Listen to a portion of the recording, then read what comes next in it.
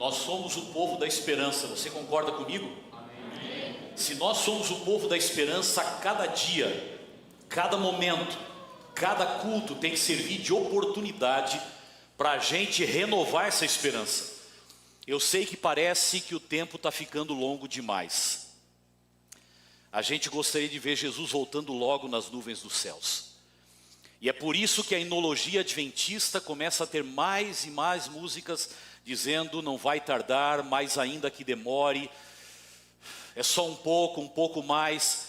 Por favor, permaneça fiel à palavra e nunca permita que o tempo de espera possa impactar negativamente a qualidade da sua esperança.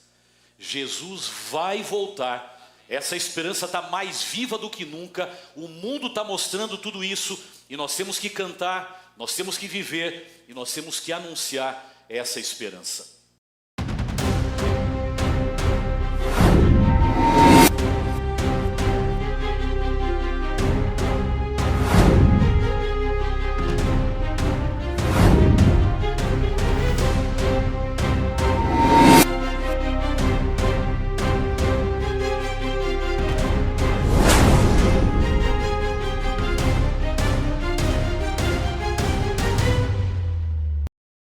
A última mensagem está sendo pregada para cada nação, tribo, língua e povo.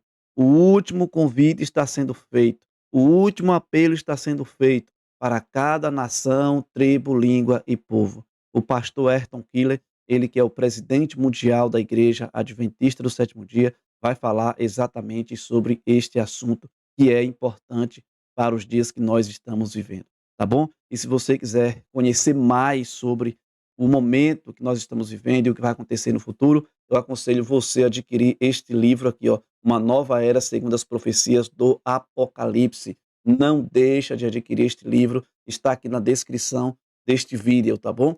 Abaixo do título tem o nome mais, você clica nele e adquire, porque o livro é importante você ter ele e o site é confiável. E junto com este livro de Apocalipse, você adquire também aí Uma Nova Era segundo as profecias de Daniel. É os dois, você adquirindo os dois aqui, ó, vai ser uma bênção e com certeza você vai aprender mais sobre as profecias a qual nós estamos vivendo. E também não deixe de adquirir esta Bíblia, que é de estudo bíblico também, muito bom. Ela vai explicar cada versículo bíblico, ela vai te ajudar nas pregações, ela vai te ajudar a estudar a Bíblia com outras pessoas. Você vai encontrar esta Bíblia aqui, ó, da capa preta e também com a capa rosa. Não deixa, porque esta Bíblia aqui é a Bíblia que eu uso para pregar e dar estudo bíblico, e ela tira muito as minhas dúvidas. Vamos acompanhar a mensagem aqui com o pastor Ayrton Killer, que você não pode perder esta mensagem aqui. Vamos lá? Deixa eu só colocar aqui no ponto certo para que a gente possa acompanhar junto. Você assiste daí e eu vou assistir daqui. Vamos lá, olha só. Vou soltar aqui, soltando play. Esperança que nos move, lá em Apocalipse 21, em outras palavras, tem uma relação muito forte entre a Igreja Adventista e o livro do Apocalipse. E é por isso que eu quero convidar você a ir para o Apocalipse, especialmente no capítulo 14.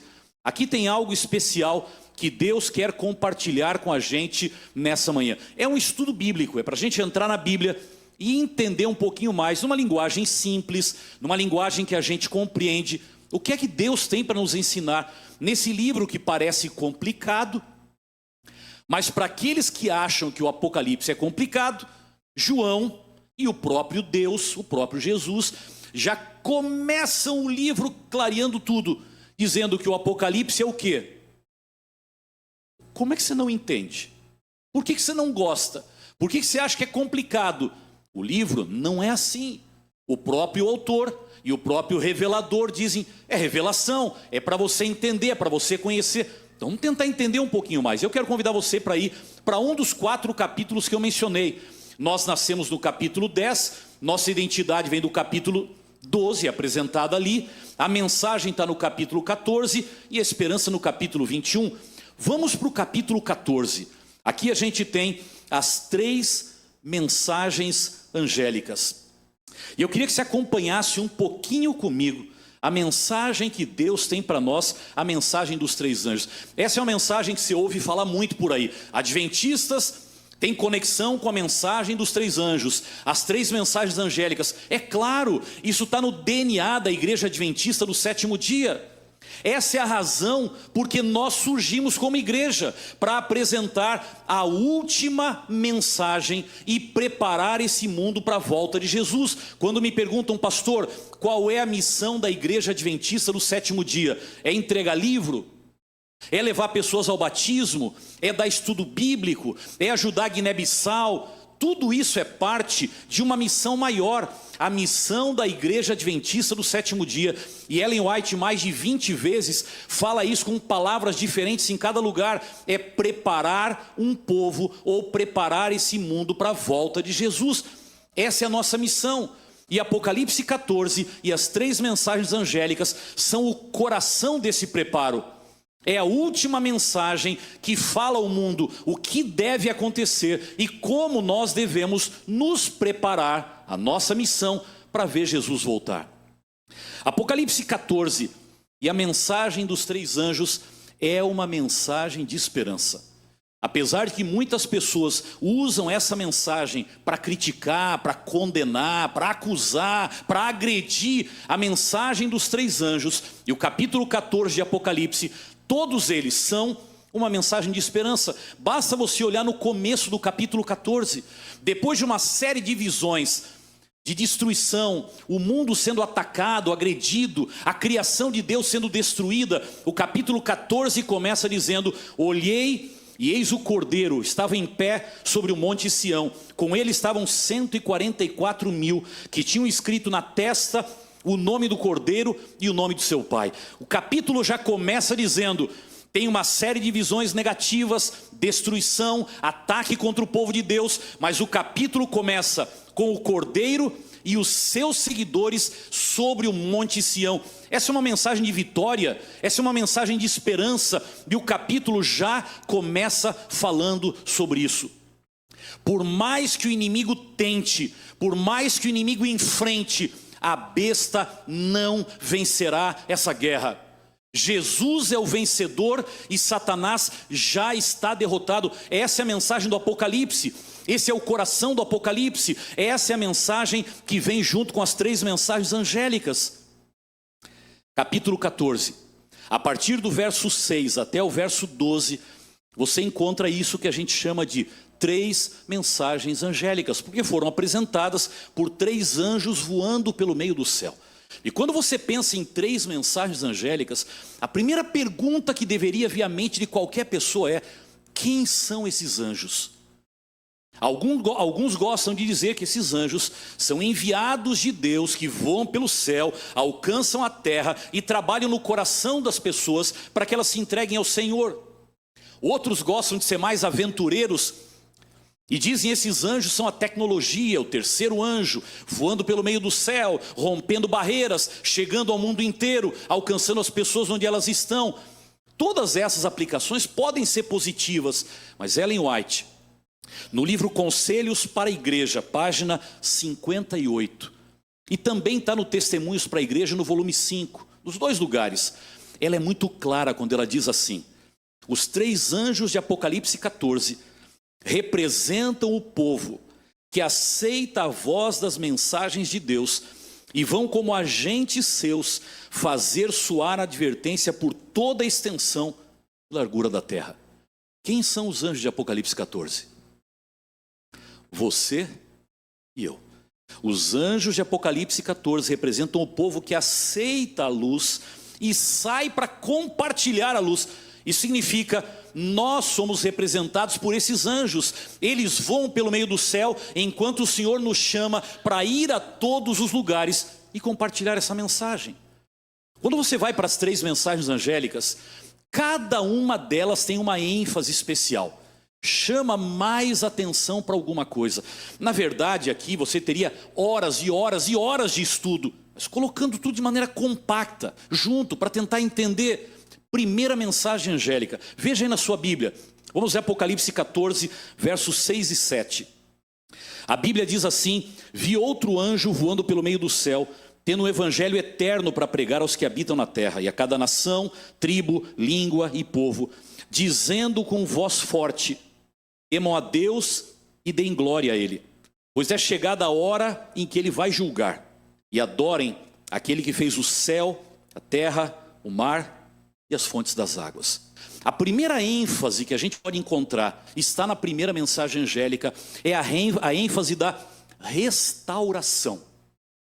A primeira mensagem angélica restaura alguma coisa que estava na Bíblia, mas era esquecida e deveria ser novamente pregada a todo mundo. Você encontra aqui pelo menos 3 áreas que são restauradas. A primeira é o Antigo Testamento. No mundo em geral, no mundo cristão em geral, no mundo evangélico em geral, o Antigo Testamento é considerado como um apêndice histórico da Bíblia. E o que vale é o que vem depois de Cristo, falando de Cristo, contando do seu ministério e a vida e os ensinos dos apóstolos e da igreja cristã primitiva. Agora, quando você vai para Apocalipse 14, quando você lê a primeira mensagem angélica, você vê uma linguagem que vem toda ela do Antigo Testamento, como que está nos mandando de volta para uma mensagem que não está na Bíblia só por ser um apêndice, só por ser uma metade que está lá para a gente pesquisar sobre história. A última mensagem a ser pregada para o mundo, ela vem, é claro, do Novo Testamento, ela vem daquilo que temos aqui, mas ela vem daquilo que as pessoas deixaram de prestar atenção, e lá existe uma mensagem especial. Se você observar, dos 39 livros do Antigo Testamento, 28 deles, de alguma forma, eles estão apresentados dentro do livro do Apocalipse. A primeira mensagem angélica e o livro do Apocalipse resgatam a visão e a importância da mensagem do Antigo Testamento. Segundo lugar, resgatam a mensagem do sábado. E se você ler o finalzinho, você vê aqui: adorem aquele que fez o céu, a terra, o mar e as fontes das águas. Essa é a mesma mensagem de Gênesis 2 e a mesma mensagem de Êxodo 20. O sábado é sempre apresentado como um chamado para adorar o Criador. E o final da mensagem fala: ei, adore o Criador. E se você olhar na Bíblia, vai entender como e quando o Criador deve ser adorado. Se resgata a mensagem do sábado. E em terceiro lugar, também no finalzinho, se resgata a mensagem de um Deus Criador. Sábado passado nós comemoramos como igreja em nível mundial o que nós chamamos de sábado da criação, porque nós entendemos que é nosso papel profético trazer a criação de volta para o cenário e mostrar a importância da mensagem da criação dentro da Bíblia. É interessante que por aí muita gente se considera adventista, mas não criacionista. Isso não existe. Isso não existe. Se você não é criacionista, você não é adventista. E se você é adventista, você é criacionista. Por uma simples razão: quem não consegue acreditar no começo, não é capaz de acreditar no final. Ora, se você olha para Gênesis capítulo 1, capítulo 2, e você vê que o Senhor fez um boneco de barro, soprou nas suas narinas fôlego de vida, e ele se tornou alma vivente. E para você isso é pequeno demais para a sua cabeça. Não entra. Isso é ilustração para criança. Isso não é para um acadêmico, não é para um estudioso. Se esse é o seu argumento, o Senhor está olhando para você e dizendo assim: peraí, você não acredita no começo? E como que você pretende acreditar no final? Porque a Bíblia fala em Tessalonicenses que com a voz do arcanjo e o que mais? E o som da trombeta de Deus, que vai acontecer quando Jesus voltar? Os mortos em Cristo. Peraí, se eu não acredito que um boneco de barro pôde receber fôlego de vida e se tornou alma vivente, isso era pequeno demais. A ressurreição antes da volta de Cristo será menor ainda para você, porque não vai ter boneco de barro, não vai ter fôlego de vida, não vai ter um criador tocando naquele boneco. Fala que apenas vai ter uma trombeta tocando. A voz do Senhor vai falar e não vai ser um ser vivente. Serão milhares e milhares e talvez milhões de milhões que já morreram há 6.000, 4.000, 3.000 anos, eu não sei. Eles vão viver. Espera aí. Se você não acredita na maneira como a Bíblia fala que tudo começou, como você pretende acreditar na maneira como tudo vai terminar? Por isso eu disse, não existe adventista que não seja criacionista. E não existe um criacionista que não seja adventista, porque o começo e o final estão ligados. E observem uma coisa, o inimigo ele não ataca. Quando a gente olha para o cenário histórico, existem 3 grandes momentos na história.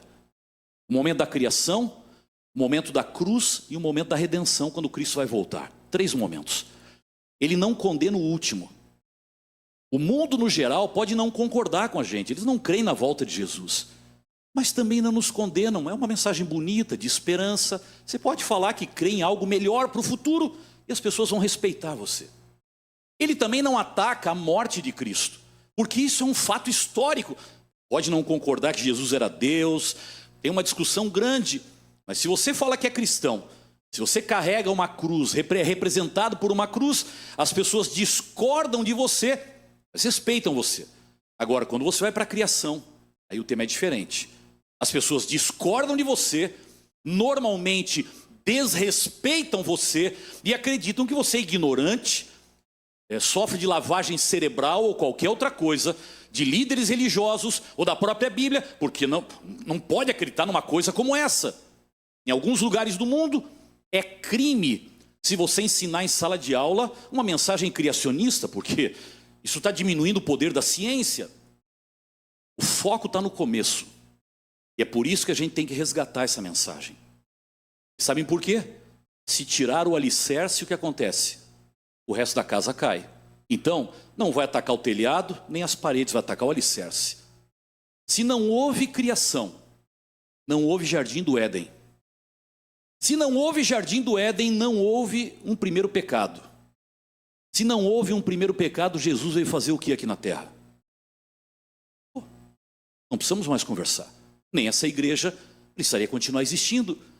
Se não houve criação, não houve jardim do Éden. Se não houve criação, nem jardim do Éden, também não houve um 7º dia. E se não houve um 7º dia da criação, o sábado passa a ser apenas uma herança cultural do povo judeu.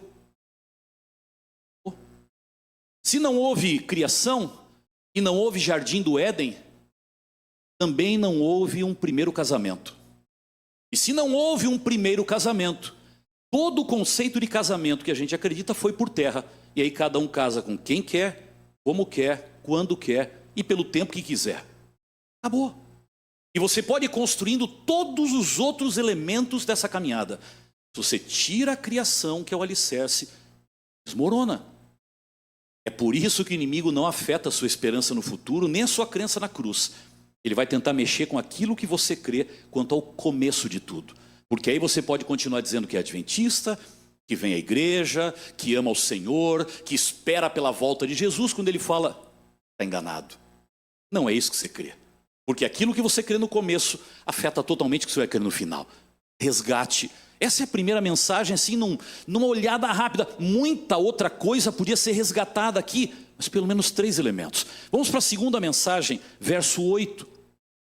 E seguiu-se outro anjo, segundo dizendo, caiu a grande Babilônia, que fez com que todas as nações bebessem o vinho do furor da sua prostituição. A ênfase aqui é Babilônia. Essa é a primeira vez que Babilônia aparece no livro do Apocalipse.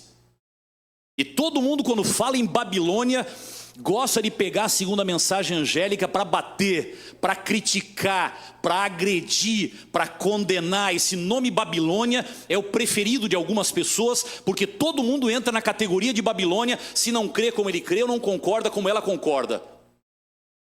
Essa parece uma mensagem muito curta.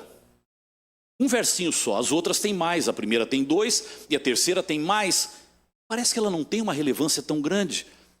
Deixa eu dizer para você uma coisa, além de não ser uma mensagem negativa e de condenação, apesar que a condenação está aqui, ela é uma mensagem de esperança. Ela tem só um verso aqui, mas essa mensagem ela é ampliada, ela é aberta no capítulo 18 do mesmo livro do Apocalipse. Se você olhar para lá, dá uma olhadinha. Capítulo 18, versos 1, 2 e 4. Olha o que a Bíblia diz.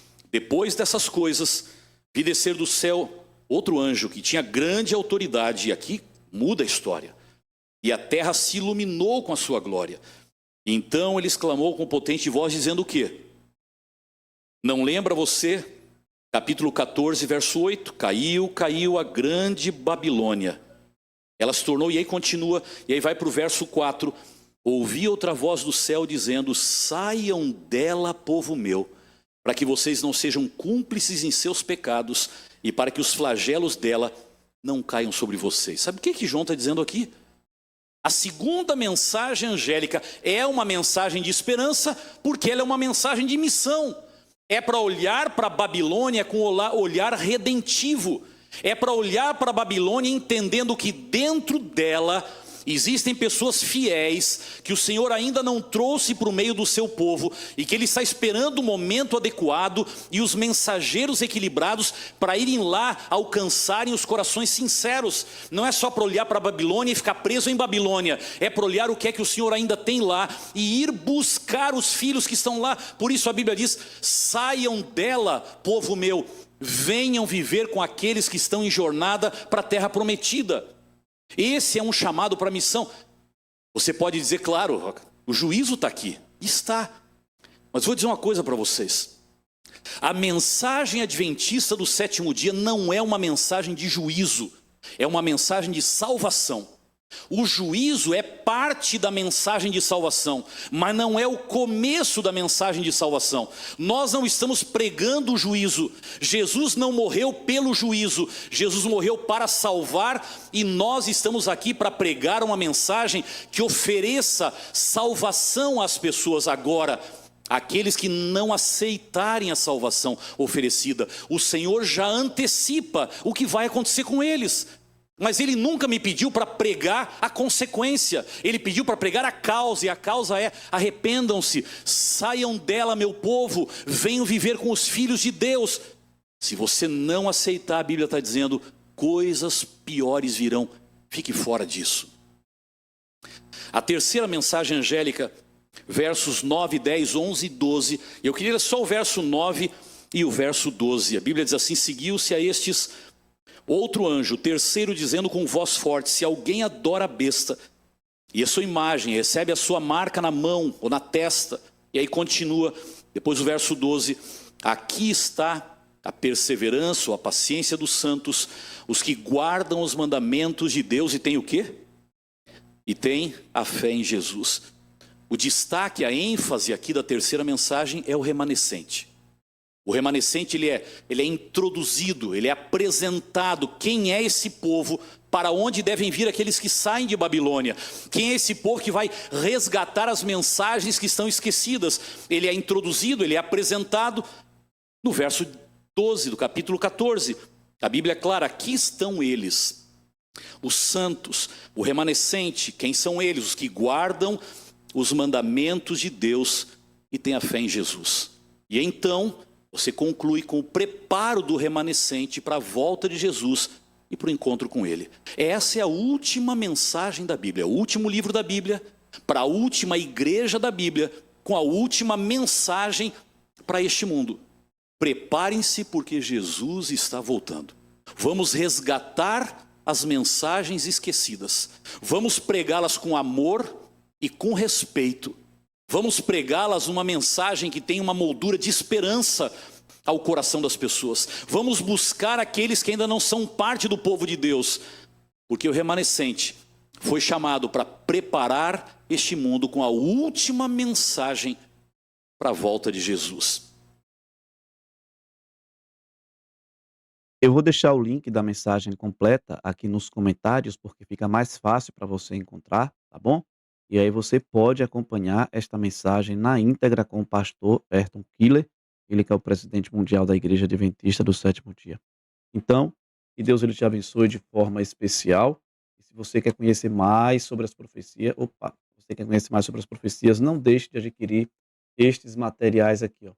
Uma nova era segundo as profecias do Apocalipse e uma nova era segundo as profecias no livro de Daniel, tá bom? E não esquece também de adquirir aí a tua Bíblia para que você possa ter um estudo maravilhoso da palavra do Senhor. Que Deus ele te abençoe de forma especial. Só lembrando que eu vou deixar o link da mensagem completa aqui para que você possa estar aí acompanhando em nome do Senhor Jesus.